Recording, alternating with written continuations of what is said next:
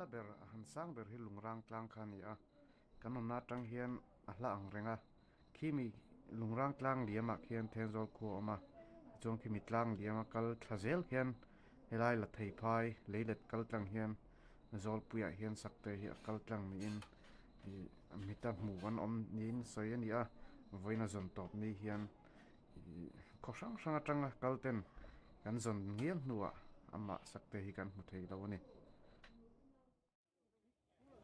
anh có khả năng nuôi khả năng lộn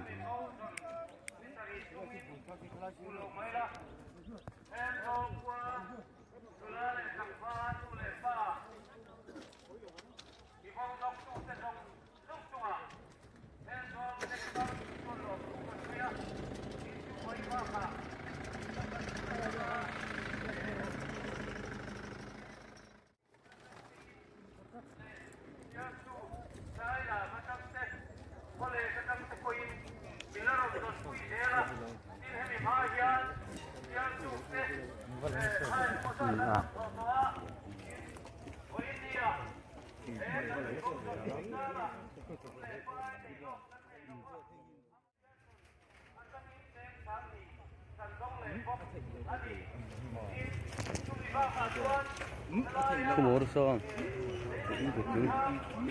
sprite khăn lắm mình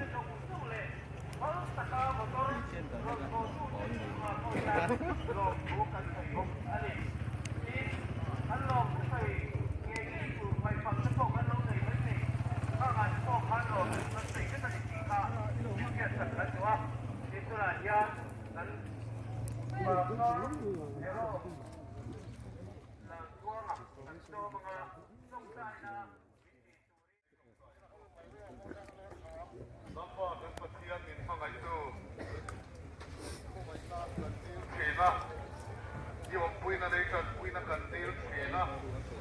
Kantil na te naging may chance na kami chance na ka. Amay ro to kan tu per.